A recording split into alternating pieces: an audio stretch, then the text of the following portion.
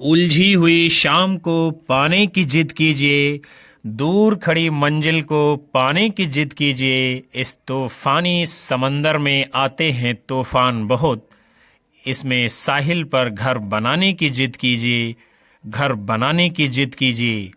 नमस्कार विद्यार्थियों, आप लोगों को जय हिंद, वंदे मातरम। आप सभी देख रहे हो दीपक लक्ष्य अब एजुकेशनल चैनल, जो बात करता है आपके लक्ष्य प्राप्ति की। विद्यार्थियों, सफलता की डगर असफलताओं की नदी से होकर गुजरती है। एक दिन रास्ते की मुश्किलें हार जाएंगी और आपके विजय की कहानी गढ़ी जाएगी। सपना आपने जो पाला है, वो चाहे छोटा हो या बड़ा, कोई फर्क नहीं पड़ता है। आपका जज्बा, हौसला, हिम्मत बड़ी होनी चाहिए। यदि आप लोग कदम बढ़ाने के लिए तैयार हो तो फिर मंजिल भी आपके सामने झुकने के लिए तैयार खड़ी है। हिम्मत नहीं हारना है। अभी आपको क्षितिज के उस पार तक जाना है जहां कुछ भी दिखाई नहीं देता है। इसलिए भटकिए मत इधर उधर, पढ़िए उनसे जो खुद पढ़कर आए हैं। चैनल पर नए हो तो सब्सक्राइब कर बेल आइकन दबाइए, ताकि आने वाली कक्षाएं आसानी से आप सभी को मिलती रहेंगी। और कक्षा को लाइक, कमेंट कर शेयर मार दीजिए। इस शानदार सेशन का पहला प्रश्न आपके सामने है। क्या है? सूची 1 को सूची 2 से आपको मिलान करना है। एक तरफ है उपन्यास का विषय, दूसरी तरफ है उपन्यास का नाम। तो दलित जीवन की समस्या किसमें दिखाई गई है? धरती धन्ना अपना उपन्यास में। राजनीतिक बोध किसमें है? तमस उपन्यास में।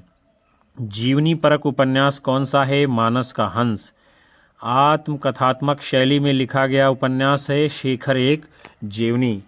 तो इस प्रकार जो सही कूट आपका उत्तर के रूप में माना जाएगा वो होगा आपका विकल्प बी। आगे बढ़ेंगे।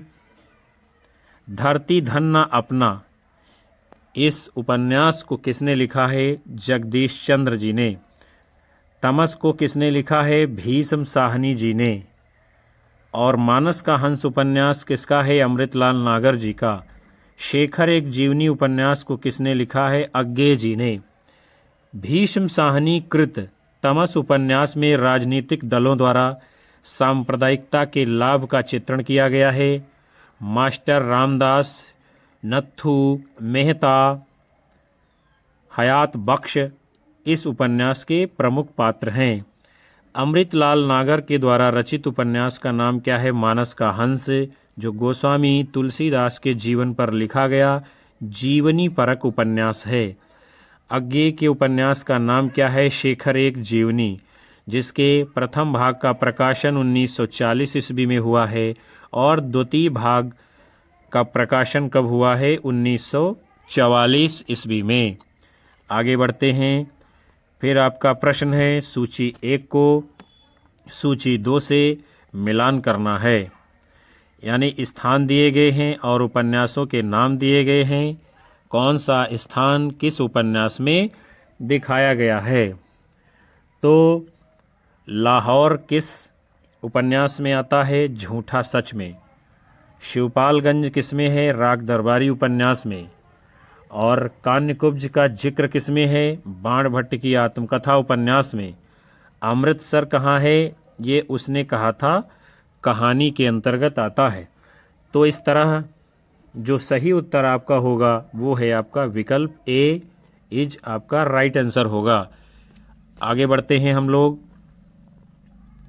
अगले क्रम की ओर। आपका प्रश्न है, बड़े आदमियों को अपनी नाक दूसरों की जान से प्यारी होगी, हमें तो अपनी नाक इतनी प्यारी नहीं है। यह गोदान के किस पात्र की भावाभिव्यक्ति है? धनिया, झुनिया, सिलिया, पटेश्वरी। तो गोदान उपन्यास में ये कथन जो है धनिया का है। वो क्या कहती है कि बड़े आदमियों को अपनी नाक दूसरों की जान से प्यारी होगी, हमें तो अपनी नाक इतनी प्यारी नहीं है। फिर आगे देखेंगे। गोदान उपन्यास को कृषक जीवन की महागाथा या महाकाव्य कहा जाता है। इसके लेखक मुंशी प्रेमचंद जी हैं। इस उपन्यास के प्रमुख पात्र कौन कौन से हैं? होरी, धनिया, झुनिया, गोबर, दाता दीन, माता दीन, मेहता, मालती, राय साहब इत्यादि। प्रेमचंद जी के द्वारा रचे गए अन्य जो प्रमुख उपन्यास हैं, सेवा सदन, प्रेमाश्रम, रंगभूमि, करमभूमि, कायाकल्प, निर्मला, गबन इत्यादि। अगले क्रम की ओर हम लोग चलते हैं। आपका प्रश्न है, स्वाधीनता प्राप्ति से पूर्व पंजाब में पैदा हुए सांप्रदायिक तनाव और उससे जुड़ी क्रूरताओं का अंकन किस उपन्यास में किया गया है? कड़ियाँ, तमस, झरोखे, बसंती। तो स्वाधीनता प्राप्ति से पूर्व पंजाब में पैदा हुए सांप्रदायिक तनाव और उससे जुड़ी हुई क्रूरताओं का अंकन जो है तमस उपन्यास में देखने को मिलता है। तमस उपन्यास का प्रकाशन 1973 ईस्वी में हुआ है। लेखक कौन है इसके? भीष्म साहनी जी। भीष्म साहनी के द्वारा रचे गए अन्य प्रमुख उपन्यास हैं झरोखे, कड़ियाँ, कुंतो, मैयादास की माड़ी, नीलू, नीलिमा, नीलोफर इत्यादि। फिर आपका अगला प्रश्न है, प्रकाशन वर्ष के अनुसार निम्नलिखित उपन्यासों का सही अनुक्रम क्या होगा? मानस का हंस, झूठा सच, राग दरबारी, जिंदगी नामा। तो सही क्रम क्या है? आपका विकल्प ए, यानी पहले नंबर पे झूठा सच का प्रकाशन होता है, उसके बाद में राग दरबारी का प्रकाशन होता है, फिर मानस का हंस का प्रकाशन होता है और उसके बाद में जिंदगी नामा उपन्यास का प्रकाशन होता है। इन उपन्यासों का प्रकाशन कब हुआ है उसे हम देखेंगे। झूठा सच उपन्यास ये यशपाल जी का है। ये 2 भागों में है। प्रथम भाग का प्रकाशन 1958 ईस्वी में है, दूसरे भाग का प्रकाशन 1960 ईस्वी में है। राग दरबारी श्रीलाल शुक्ल जी का उपन्यास है, इसका प्रकाशन वर्ष है 1968 ईस्वी। मानस का हंस अमृतलाल नागर जी ने लिखा है, इसका प्रकाशन वर्ष है 1972 ईस्वी। जिंदगी नामा उपन्यास किसका है? कृष्णा शोभती जी का, कब प्रकाशित हुआ है? 1979 ईस्वी में।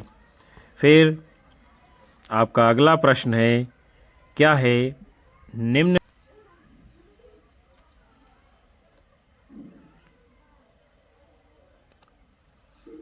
निम्नलिखित में से कौन से उपन्यास अमृतलाल नागर के द्वारा रचित नहीं हैं? सीमाएं टूटती हैं, एकदा नैमिषारण्य, शतरंज के मोहरे, कथा कहो, उर्वशी। तो इनमें से जो उपन्यास अमृतलाल नागर जी के द्वारा रचित नहीं है वो है आपका सीमाएं टूटती हैं और कथा कहो, उर्वशी। अर्थात 1 और 4 जिस विकल्प में होगा वही आपका सही उत्तर होगा, यानी डी। आगे देखेंगे, सीमाएं टूटती हैं उपन्यास किसका है? श्रीलाल शुक्ल जी का। कथा कहो उर्वशी उपन्यास के लेखक हैं देवेंद्र सत्यार्थी जी। अमृतलाल नागर जी के द्वारा रचित जो उपन्यास हैं एकदा नैमिषारण्य, शतरंज के मोहरे, अमृत और विष, 7 घूंघट वाला मुखड़ा, मानस का हंस, नाच्यो बहुत गोपाल, खंजन नयन इत्यादि। अगले क्रम की ओर चलते हैं। फिर आपका प्रश्न है, अज्ञेय के उपन्यासों के पात्र कौन कौन से हैं उसे आपको बताना है। तो चलिए हम देखते हैं। राधिका, भुवन, सरस्वती, प्रशांत। तो अज्ञेय के जो उपन्यासों के पात्र हैं वो हैं आपके भुवन और सरस्वती, अर्थात जो है विकल्प सी आपका सही उत्तर माना जाएगा। फिर शेखर एक जीवनी है जो उपन्यास है, ये 2 भागों में है। इसके जो प्रमुख पात्र हैं शेखर, सरस्वती, शारदा, शशि आदि। नदी के द्वीप उपन्यास के पात्र हैं भुवन, रेखा, गौरा, चंद्रमाधव। अपने अपने अजनबी उपन्यास के पात्र हैं सेल्मा, योके इत्यादि।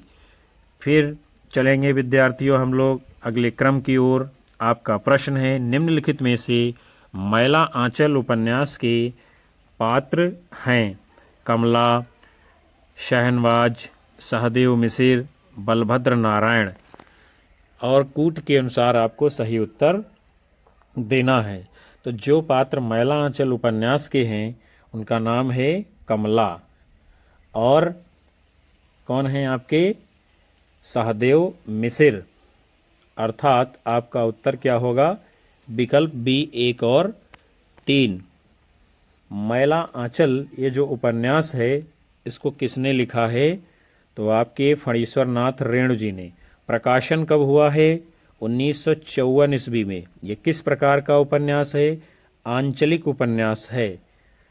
और मैला आंचल उपन्यास के जो प्रमुख पात्र हैं बालदेव, बामनदास, कालीचरण, लक्ष्मी, कमली, राम खिलावन, रामदास, सेवादास, राम कृपाल सिंह, डॉक्टर प्रशांत, तहसीलदार, वासुदेव इत्यादि।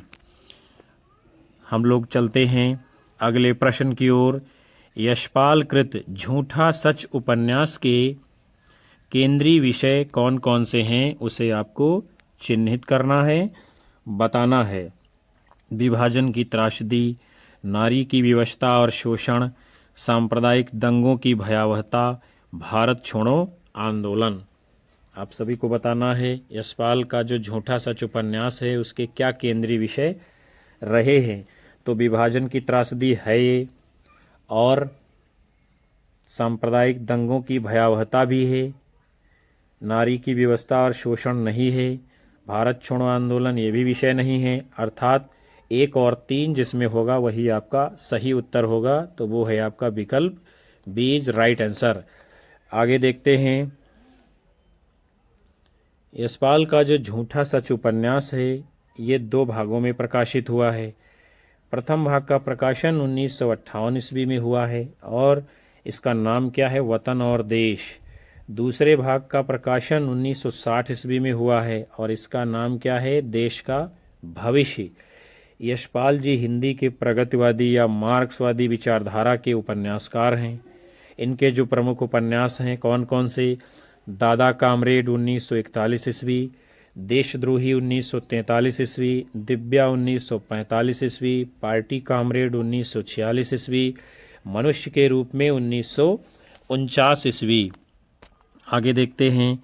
आपका प्रश्न है प्रकाशन वर्ष के अनुसार निम्नलिखित उपन्यासों का सही क्रम आप सभी को बताना है। शेखर एक जीवनी, तमस, बाणभट्ट की आत्मकथा, मैला आंचल। तो इसका सही क्रम क्या है विद्यार्थियों? विकल्प डी यानी 1, 3, 4, 2। फिर जो है हम इन उपन्यासों के हम प्रकाशन वर्ष को देखेंगे। शेखर एक जीवनी अज्ञेय का उपन्यास है। ये भी जो है 2 भागों में है। प्रथम भाग 1940 ईस्वी में, दूसरे भाग का प्रकाशन 1944 ईस्वी में होता है। बाणभट्ट की आत्मकथा हजारी प्रसाद द्विवेदी का उपन्यास है। कब प्रकाशित होता है? 1946 ईस्वी में। मैला आंचल फणीश्वर नाथ रेणु जी का आंचलिक उपन्यास है। कब प्रकाशित हुआ है? 1954 ईस्वी में। तमस का प्रकाशन कब हुआ है? 1973 ईस्वी में। किसका उपन्यास है? भीष्म साहनी जी का। फिर आगे बढ़ते हैं। आपका अगला प्रश्न है निम्नलिखित में से किस उपन्यास में ईस्ट इंडिया कंपनी द्वारा भारत के आर्थिक शोषण और लूट का यथार्थ चित्रण किया गया है? वामा शिक्षक, परीक्षा गुरु, नूतन ब्रह्मचारी, श्यामा स्वप्न। तो जिस उपन्यास में ईस्ट इंडिया कंपनी द्वारा भारत के आर्थिक शोषण और लूट का यथार्थवादी चित्रण किया गया है उसका नाम क्या है? परीक्षा गुरु। इसका प्रकाशन वर्ष है 1882 ईस्वी। लेखक कौन है इसके? लाला श्रीनिवास दास जी। आचार्य रामचंद्र शुक्ल जी ने परीक्षा गुरु उपन्यास को अंग्रेजी ढंग का हिंदी का पहला मौलिक उपन्यास माना है।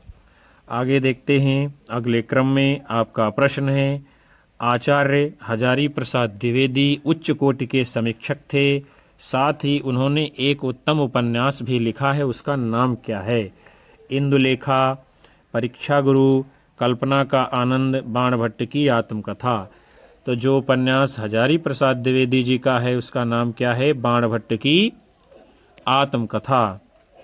आगे बढ़ेंगे। आचार्य हजारी प्रसाद द्विवेदी ऐतिहासिक, सांस्कृतिक चेतना संपन्न मानवतावादी आलोचक हैं। ये बातें आपको याद रखनी हैं, डायरेक्ट परीक्षा में पूछी जाती हैं। ऐतिहासिक, सांस्कृतिक और मानवतावादी आलोचक हैं। बाणभट्ट की आत्मकथा का प्रकाशन जो है 1946 ईस्वी में हुआ है। यह इनका ऐतिहासिक उपन्यास है। इसकी कथा प्राचीन कवि बाणभट्ट और हर्षकालीन समाज पर केंद्रित है। बाणभट्ट, भट्टिनी, निपुणिका इस उपन्यास के प्रमुख पात्र हैं। चारुचंद्रलेख इसका प्रकाशन वर्ष है 1963 ईस्वी। पुनर्नवा 1973 ईस्वी में प्रकाशित होता है। अनाम दास का पोथा 1976 ईस्वी में प्रकाशित उपन्यास है। आगे देखेंगे, आपका प्रश्न है निम्नलिखित में से किस आंचलिक उपन्यास की कौन सी विशेषता नहीं है? स्वाधीनता आंदोलन का चित्रण, आंचलिक लोक जीवन एवं रीति रिवाजों का चित्रण, आंचलिक जनजीवन का चित्रण, आंचलिक भाषा का प्रयोग। तो जो आंचलिक उपन्यासों की विशेषता नहीं है वो है आपका विकल्प ई, स्वाधीनता आंदोलन का चित्रण से कोई मतलब नहीं है। आंचल या आंचलिक उपन्यास से, आंचल या आंचलिक का मतलब ही है जिसमें आंचलिक अर्थात क्षेत्र विशेष के जो है जीवन, रहन सहन, रीति रिवाज, लोक जीवन, जनजीवन, भाषा शैली, पर्व त्यौहार आदि का प्रयोग किया जाता है। फिर हम लोग जो है बढ़ते हैं अगले क्रम की ओर। आपका प्रश्न है आवारा मसीहा के लेखक का नाम क्या है? बाल मुकुंद गुप्त जी, राम वृक्ष बेनीपुरी, मुंशी प्रेमचंद जी, विष्णु प्रभाकर जी। तो आवारा मसीहा के लेखक कौन हैं? आपके विष्णु प्रभाकर जी। आवारा मसीहा का प्रकाशन कब होता है? 1974 ईस्वी में। किसने लिखा है? बांग्ला के सुप्रसिद्ध उपन्यासकार शरत चंद्र चट्टोपाध्याय जी का जीवनी परक यह उपन्यास है। और इसको लिखा किसने है? तो वो हैं आपके विष्णु प्रभाकर जी। फिर हिंदी के प्रथम जीवनीकार गोपाल शर्मा शास्त्री माने जाते हैं। मुंशी प्रेमचंद की जीवनी प्रेमचंद घर में 1944 ईस्वी में शिवरानी देवी ने लिखी है। कलम का सिपाही नाम से 1962 ईस्वी में अमृत राय ने लिखी है। कलम का मजदूर नाम से 1964 ईस्वी में मदन गोपाल जी ने मुंशी प्रेमचंद के नाम पर जीवनी लिखने का काम किया है। आगे बढ़ेंगे अगले क्रम की ओर। आपका प्रश्न है परीक्षा गुरु के नायक का नाम आप सभी को बताना है। कौन है? देखते हैं हम लोग। सुंदरलाल, सोहनलाल, मदन मोहन, ब्रज किशोर। तो परीक्षा गुरु उपन्यास के नायक कौन हैं? मदन मोहन जी। परीक्षा गुरु उपन्यास का प्रकाशन जो है 1882 ईस्वी में हुआ है और नायक आपने देखा ही है मदन मोहन जी हैं। लेखक कौन हैं? लाला श्री निवास दास जी। आचार्य रामचंद्र शुक्ल परीक्षा गुरु उपन्यास को अंग्रेजी के ढंग का हिंदी का पहला उपन्यास माना है और यह उपन्यास यानी 41 प्रकरणों में विभक्त है और ये पूरा उपन्यास कैसा है? नीतिपरक और उपदेशात्मक शैली में लिखा गया है। आगे चलते हैं। फिर जो है आपका प्रश्न है क्या है? उषा प्रियंवदा जी के उपन्यास 55 खंभे लाल दीवारें की नायिका कौन है? देवकी, प्रिया, सुषमा, मीरा। तो उषा प्रियंवदा जी के उपन्यास 55 खंभे लाल दीवारों की नायिका कौन है? तो उसका नाम है सुषमा। आगे बढ़ेंगे। 55 खंभे लाल दीवारें उपन्यास का प्रकाशन कब हुआ है? 1961 ईस्वी में। और उपन्यास ये कैसा है? नायिका प्रधान उपन्यास है जिसकी नायिका कौन है? सुषमा है। और ये प्रसिद्ध एवं बहुचर्चित उपन्यास है हिंदी का, जिसमें भारतीय नारी की सामाजिक एवं आर्थिक विवशताओं से उत्पन्न कुंठा एवं यंत्रणा का सजीव अंकन किया गया है। इनके जो अन्य उपन्यास हैं उसे हम देखेंगे। रुकोगी नहीं राधिका, इसका प्रकाशन वर्ष है 1967 ईस्वी। शेष यात्रा 1984 ईस्वी में प्रकाशित होता है। अंतर्वशी 2000 ईस्वी में प्रकाशित होता है। भय कबीर उदास 2007 ईस्वी में प्रकाशित होता है। नदी 2013 ईस्वी में प्रकाशित उपन्यास है। आगे बढ़ते हैं हम सभी अगले क्रम की ओर। आपका अगला प्रश्न है, गिरती दीवारें किसका उपन्यास है? नागार्जुन, धर्मवीर भारती, उपेंद्रनाथ अश्क, अमृतलाल नागर। तो गिरती दीवारें ये उपन्यास किसका है? उपेंद्रनाथ अश्क जी का। इसका प्रकाशन कब होता है? 1947 ईस्वी में। और उपेंद्रनाथ अश्क जी को मध्य वर्ग का चितेरा उपन्यासकार कहा जाता है। बड़ी बड़ी आँखें 1955 ईस्वी, गर्म राख 1957 ईस्वी, सितारों का खेल 1940 ईस्वी उपेंद्रनाथ अश्क जी के अन्य महत्वपूर्ण प्रकाशित उपन्यास हैं। महाकाल 1947 ईस्वी में प्रकाशित अमृतलाल नागर जी का यह प्रथम उपन्यास है, जबकि रतिनाथ की चाची 1948 ईस्वी में प्रकाशित बाबा नागार्जुन जी का प्रथम उपन्यास माना गया है। आगे चलेंगे विद्यार्थियों अगले क्रम की ओर। आपका प्रश्न है, कौन सा एक उपन्यास पूरी तरह किसान जीवन पर केंद्रित है? सेवा सदन, प्रेमाश्रम, कर्म भूमि, निर्मला। तो इनमें से जो उपन्यास पूरी तरह किसान जीवन पर केंद्रित है उसका नाम क्या है? प्रेमाश्रम। इसको लिखा किसने है? मुंशी प्रेमचंद जी ने। कब प्रकाशित हुआ है यह उपन्यास? 1922 ईस्वी में। विषय क्या है? किसान जीवन। और इस उपन्यास में औपनिवेशिक शासन के दौरान जमींदार और किसानों के संबंध का चित्रण है। मुंशी प्रेमचंद जी के अन्य उपन्यासों को हम देखेंगे। सेवा सदन 1918 ईस्वी में प्रकाशित हुआ है और इसका विषय क्या है? वैश्या जीवन से संबंधित है। निर्मला 1927 ईस्वी में प्रकाशित होता है, जो दहेज एवं अनमेल विवाह की समस्या पर आधारित इनका प्रमुख उपन्यास है। फिर जो है हम लोग बढ़ेंगे अगले प्रश्न की ओर। चोटी की पकड़ किस विधा की रचना है? यानी इसकी विधा को जो है पूछा जा रहा है, उसे आप सभी को बताना है। जीवनी, उपन्यास, संस्मरण, कहानी।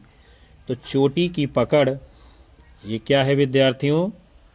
तो ये है आपका उपन्यास। और किसका उपन्यास है ये?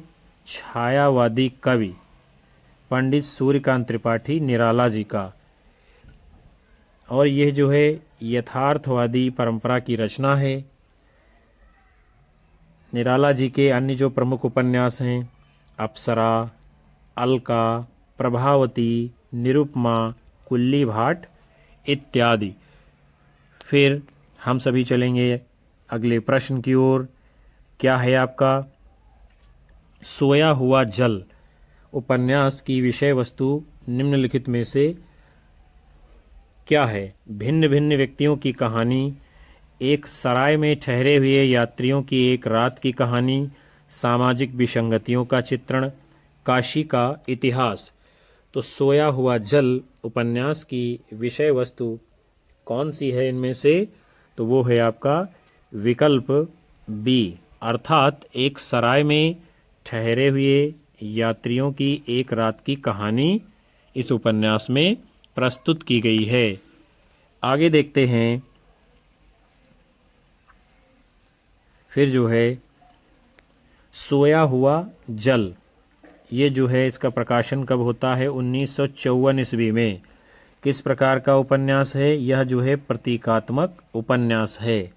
सर्वेश्वर दयाल सक्सेना के उपन्यास सोया हुआ जल 1954 ईस्वी में, पागल कुत्तों का मसीहा 1977 ईस्वी में, सूने चौखटे 1981 ईस्वी में प्रकाशित होते हैं। पागल कुत्तों का मसीहा उपन्यास में कुत्तों के प्रतीक में रूढ़ जीवन मूल्यों का चित्रण किया गया है। सूने चौखटे उपन्यास में बालक के स्वभाव का चित्रण किया गया है। और सर्वेश्वर दयाल सक्सेना ये कवि भी हैं और एक उपन्यासकार भी माने गए हैं, क्योंकि इन्होंने जितनी अच्छी कविताएं लिखी हैं उतने ही अच्छे इन्होंने उपन्यास भी लिखने का काम किया है। आपका अगला प्रश्न है, चंदर, सुधा और पम्मी धर्मवीर भारती जी के किस उपन्यास के पात्र हैं? प्रारंभ व समापन, 11 सपनों का देश, गुनाहों का देवता, सूरज का 7वां घोड़ा। तो चंदर, सुधा और पम्मी धर्मवीर भारती जी के जिस उपन्यास के पात्र हैं उसका नाम क्या है? गुनाहों का देवता। धर्मवीर भारती भी ये कवि भी हैं और उपन्यासकार भी, दोनों रूपों में प्रसिद्धि प्राप्त हैं। फिर धर्मवीर भारती जी के उपन्यास जो हैं, गुनाहों का देवता, इसका प्रकाशन वर्ष है 1949 ईस्वी। सूरज का 7वां घोड़ा, इसका प्रकाशन वर्ष है 1952 ईस्वी। 11 सपनों का देश, प्रारंभ व समापन, ये सभी उपन्यास जो है धर्मवीर भारती जी के हैं। और इनमें जो है गुनाहों का देवता, सूरज का 7वां घोड़ा, ये बहुत ही चर्चित उपन्यास हैं। गुनाहों का देवता उपन्यास में चंदर और सुधा के किशोर भावुक प्रेम की करुण कहानी इसमें प्रस्तुत की गई है। सूरज का 7वां घोड़ा में अलिफ लैला, पंचतंत्र आदि की कथा, प्रविधि पर नगरीय निम्न मध्यम वर्ग के कटु यथार्थ का चित्रण किया गया है। और सूरज का 7वां घोड़ा उपन्यास को लघु उपन्यास की संज्ञा दी गई है। इस सूरज घोड़ा यानी सूरज का 7वां घोड़ा उपन्यास के प्रमुख पात्र कौन कौन से हैं? मणिक मुल्ला, जमुना, लिली इत्यादि। हम सभी बढ़ेंगे अगले क्रम की ओर। आपका प्रश्न है, सन 1921 ईस्वी में असहयोग आंदोलन के दौरान सरकारी नौकरी से त्यागपत्र देने के बाद कौन से रचनाकार पूरी तरह से साहित्य सृजन में लग गए थे? मुंशी प्रेमचंद जी, बालकृष्ण भट्ट जी, यशपाल जी, भारतेंदु हरिश्चंद्र जी। तो इनमें से 1921 ईस्वी में असहयोग आंदोलन के दौरान सरकारी नौकरी से त्यागपत्र देने के बाद जो रचनाकार पूरी तरह से साहित्य सृजन में लग गए थे उनका नाम है मुंशी प्रेमचंद जी। फिर 1921 ईस्वी में असहयोग आंदोलन चलता है। कौन चलाता है? महात्मा गांधी जी। और उसी समय जो है सरकारी नौकरी छोड़ने के आह्वान पर स्कूल इंस्पेक्टर पद से मुंशी प्रेमचंद जी ने 23 जून को अपना त्यागपत्र दे दिया था। और इसके बाद से वो जो है अपने लेखन में लग जाते हैं, उसी को अपना व्यवसाय बना लेते हैं। और मर्यादा, माधुरी आदि पत्रिकाओं का संपादन कार्य भी बहुत ही अच्छे तरीके से मुंशी प्रेमचंद जी करते हैं। फिर हम लोग बढ़ेंगे अगले क्रम की ओर। क्या है? निम्नलिखित में से कौन सा कथन मुंशी प्रेमचंद जी के विषय में सही नहीं है, उसे आपको बताना है। प्रेमचंद जी ने उपन्यास को जनजीवन से जोड़ा है, ये तो बात बिल्कुल सही लग रही है। उन्होंने किसान और श्रमिक वर्ग की समस्याओं को प्रस्तुत किया है अपने उपन्यासों में, ये भी बात बिल्कुल सही है। आगे के विकल्प देखते हैं। उन्होंने राष्ट्रीयता का समर्थन किया है, तो यानी ये भी बात उनके उपन्यासों के विषय में सत्य है। गलत क्या है? वो है आपका विकल्प डी, उन्होंने संस्कृत निष्ठ भाषा का प्रयोग किया है, अर्थात मुंशी प्रेमचंद जी ने अपने उपन्यासों में संस्कृत निष्ठ भाषा का प्रयोग नहीं किया है। और क्या होता है इनके उपन्यासों में?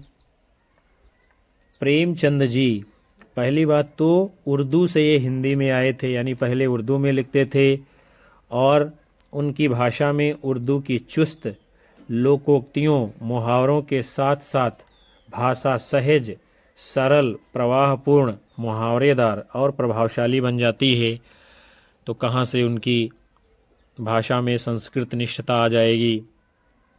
मुंशी प्रेमचंद जी ने गोदान, गबन, रंगभूमि, कर्मभूमि, प्रेमाश्रम, प्रतिज्ञा इत्यादि उपन्यासों की रचना करने का काम किया है। करबला इनका बहुत ही शानदार नाटक है और इनका जन्म जो है 1880 ईस्वी में होता है। मृत्यु कब होती है? 1936 ईस्वी में। और गोदान इनका जो है अंतिम पूर्ण उपन्यास है। कफन मुंशी प्रेमचंद जी की बहुत ही शानदार 1936 ईस्वी में प्रकाशित अंतिम कहानी है। तो विद्यार्थियों, आज के सत्र को हम यहीं पर समाप्त करते हैं, जिसके अंतर्गत आप सबने हिंदी उपन्यास साहित्य से संबंधित बहुत ही अच्छे व महत्वपूर्ण प्रश्नों को देखा जाना समझा।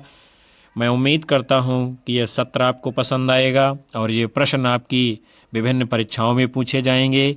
कक्षा को लाइक करिए, कमेंट कीजिए, दोस्तों में शेयर करिए और उसके साथ साथ में अपने साथी मित्रों को हमारे चैनल से जोड़ते रहिए। यही हमारा मनोबल होता है, हमें ऊर्जा प्रदान करता है और हम आप सभी को लगातार कक्षाएं दे पा रहे हैं।